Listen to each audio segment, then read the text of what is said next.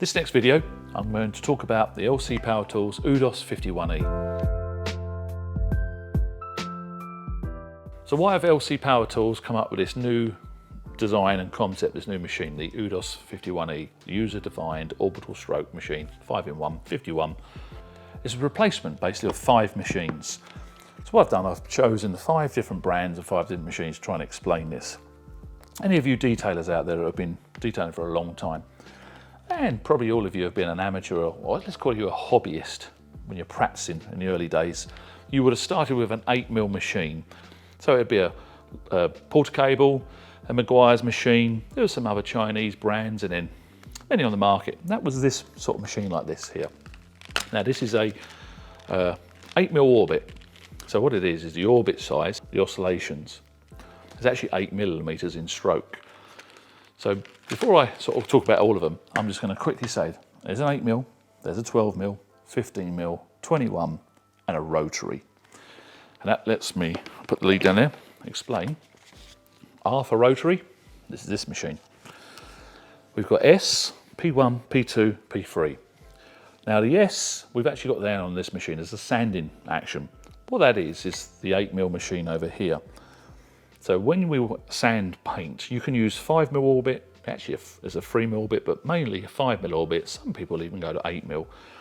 So that's why we decided to call this S for sanding. You could actually still polish with that, it's 8mm, but that would be the required setting for sanding. You wouldn't want to choose the other settings, but that's 8mm, so that's that machine.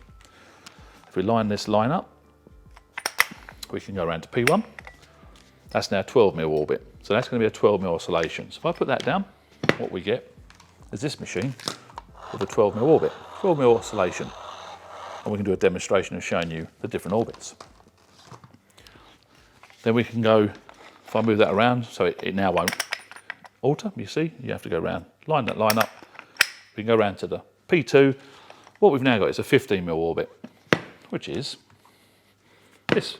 This is a 15. So it's got a larger throw.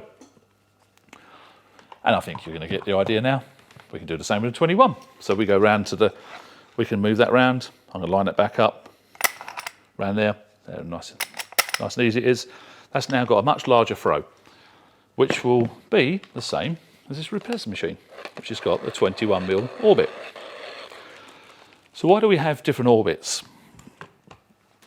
If I was to choose any generic compound and pad, and just doesn't matter what pad this is at the moment, we're just talking about one pad, and I put cutting media on this pad, and then I turn the machine on, it's going to oscillate on a surface, and that's like a rubbing, scrubbing action.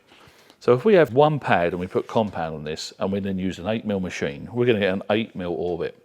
So this 12mm machine would give you more cut. So for many years, and for a long time in history, the only orbital sander or DA sander or random orbital sander we had was an 8mm throw. So it was this S on this setting. So it was the S setting there. That was the only machine. All that changed was the ergonomics, the weight, the brands, the plug type, the voltage, but it was always the same. So we stepped up to 12mm, and that gave us a larger throw. So that actually gave us more cut for the exact same pad and compound. Then stepped in, Flex and Rupes were some of the first people to start making 15mm orbit, P2. So then, of course, it goes without saying, the orbit gets larger. So for the same time and dwell time, the orbit cutting action is getting more aggressive. So as you step up the sizes, you get more cut for the same pad, which then meant you're more efficient with a 15 and 21 than you was with an 8 and 12. And of course, the last one would be the rotary. The king of polishers that's been around for many, many years, it actually just spins on its axis. So essentially, if we had a pad on there and it was spinning, what we've got, if I put some compound there, that would create like, say, a 30, 40mm circle. Put some compound there, it's going to create like a 70mm circle, and so on. So a rotary is very aggressive on the outside because it's creating a very, very large circle. So because what we've actually got is a direct drive, it doesn't slow down, so it's spinning. So this here is really, really aggressive. And progressively, as you go into the pad, the cut gets less and less and less. So you've actually got a variable cut. So DA dual action machines, which is sanding, P1, P2 and P3, they are more uniform. The whole pad is doing 8mm or 12mm or 15mm or 21mm. When you use a rotary, you've got an uneven cut. That could be to your advantage if you're very, very specialised and you know about polishing.